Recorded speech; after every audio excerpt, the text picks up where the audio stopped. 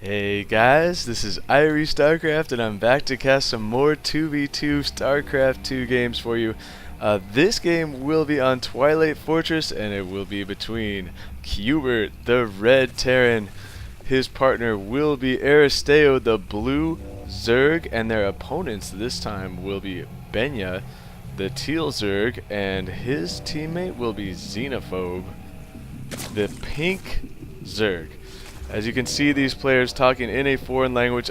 Somebody posted a comment on one of the last games that I think they are Russian, or they're speaking Russian, so that looks like it might be right. I'm no expert in these matters, though I did take some linguistics back in college, but that's not really helping me. So anyway, I wanted to thank Adam again. I know he's tired of me calling him out, but I wanted to thank him again for posting one of my videos, actually the last match, or 2 matches ago with Aristeo and Cubert, posting it on Reddit, and I got a ton of views and a bunch of new subscribers, so I'm totally stoked about that.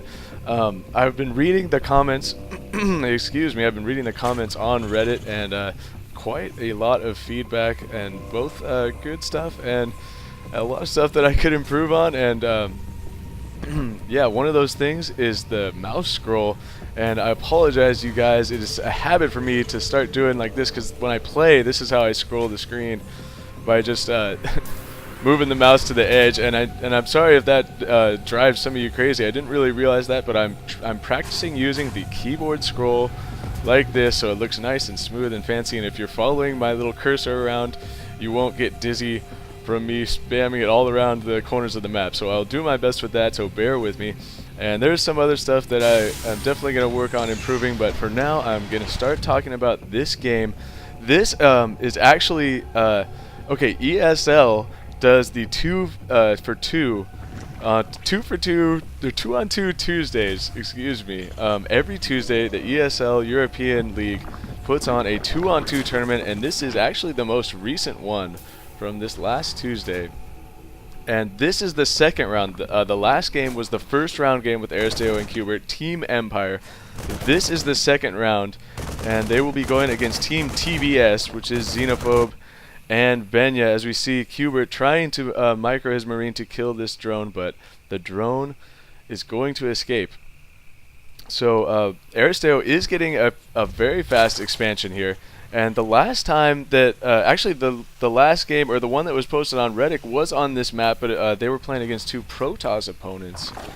And Aristeo did go for that fast, that early expansion, and it paid major dividends. He was able to get a crapload of Zerglings out, and follow that up with a ton of Mutalisks, and they really, really annihilated the Protoss army. And we see the same thing as last time as Cubert is doing on this map again, throwing a bunker down right in the front center of this ramp. If you guys didn't know, on Twilight Fortress there are protected natural expansions down here with only 1 ramp to come up into this entire base area on both sides. XenoPhobe throwing his expansion down, obviously a bit behind Aristeo, but trying to play catch up at this point, realizing that his opponent was fast expanding. If they are not going to apply their early pressure, they better expand themselves. And I'm sure this team, well aware of the caliber of Aristeo and Cubert, arguably the best two-man team in the world. I would probably put Protech and Illmatic up there, but I am just biased because I've seen so many of their games. But either way, wouldn't it be awesome to see a tournament with these guys playing each other? And so I need to get some more games. That reminds me, as these Zerglings are going to come up here and possibly scout the front or just hang around outside and reinforce. That reminds me, you guys, send me your games. I need more games. Okay, send me your games because I need more awesome games. And XenoPhobe is going to be morphing in a bunch of Banelings. Benya with quite a few roaches himself. It looks like the Zerg team is going to try and make an all-in push right here. Aristeo does have a few Banelings of his own, and with these bunkers up here loaded up with Marauders and Marines, it's going to be very, very difficult to break. Here comes the army. XenoPhobe trying to get his Banelings in here. He's actually going to blow up most of his Banelings on the bunkers. And now Aristeo is going to bring his Zerglings in from the back. Now that all those Banelings have exploded, he brings all his Zerglings in, quickly surrounds the roaches while Cubert's Marauders finish them off. So quite a one-sided fight right there. As you saw, Aristeo patient with his Zerglings. He sent in his Banelings to try and blow up XenoPhobe's Banelings, which is a good play there. And XenoPhobe actually forced to blow his Banelings up on the bunkers. So not a lot of damage being done there, as Aristeo actually saved most of his Zerglings. I want to check the units lost tab. Yeah, as we see the bottom team already far behind, though they're going to continue to try and press the issue. Perhaps worried that they can't keep up in a long-term game, but oh, so close right there, Aristeo. So close to blowing up a ton of Zerglings, but just at the last possible second, the Zerglings turn back. So if I'm XenoPhobe and Benya right now, I am really worried.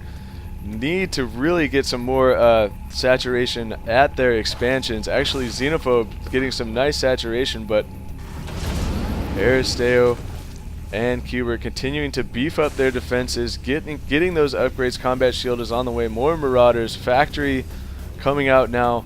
Finally for Cubert. I'm wondering, looks like he's about to mass 400 minerals and throw down that expansion. Aristeo going to be getting a Roach Warren and an Evolution Chamber. That macro, that fast expansion, and all these drones that he has is about to kick in hardcore, because Aristeo is about to be in position to pump out a ton of roaches. It looks like he is going to be sending out some Zerglings, perhaps just to check out these watchtowers here, and get some control of the vision of the middle of the map. Always important in this map. There is the opportunity for sneak expansions, though I don't know if either team is really in a position to try and do that right now. I mean, Aristeo could try and take another base. He probably will soon. These Zerglings going to run right up here, and actually lost a few of them to this wall of roaches that Benya has created. Literally a wall of roaches to prevent any kind of Zergling run by, as it looked like Aristeo wanted to sort of sacrifice these Zerglings to try and harass the mineral lines of his opponents while he continues to mass up more and more roaches. We do see an infestation pit just finishing, and immediately Aristeo is going for the pathogen gland. So we will definitely be seeing some infestors on the field very soon, and always fun to watch some infestor play. And I love to see Aristeo mixing it up, as he seems to do something slightly different every single game so far. So it looks like I don't know Russian, but I'm wondering if he is asking if Cubert has extra gas. If you saw right there, Aristeo's gas just leapfrogged all of a sudden. I think Cubert gave him some to pump out some infestors, as we see 4 of them are now on the way. And interesting, look at the timing here. If you're looking at the production tab, the pathogen glands here with 10 more seconds left in these infestors. So he's actually he's so precise in this build order that he has timed the pathogen glands, excuse me, with the production of those infestors, and the pathogen glands just finishing. Here comes the infestors. Aristeo is giving the go sign. And yeah, maybe some of you are saying, well, of course he does that. Wait, well, you know what? I'm an amateur, so I'm just calling this game as I see it, and I'm very impressed with the timing push right here from Aristeo. Look at the size of his army right now. Way higher than every other player in the game. So here we go, the all-in push from Aristeo and Cubert, and I highly doubt that Benya and XenoPhobe will be able to hold back. Benya does have quite a few Hydralisks in the back, but will we see will we see some fungal growths and then pulling back, or will we see fungal growths and then Banelings try and go right for those Hydras? Here we go. Here comes the attack. The Zerglings waiting. Here they go. They're going to press the issue.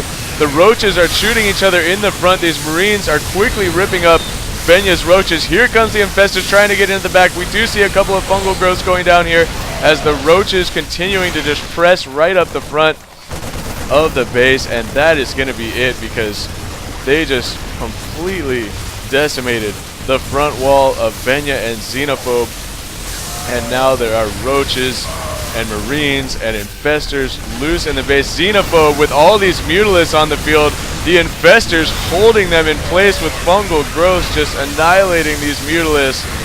And the Marines coming in to clean them up. And it looks like that is going to be it.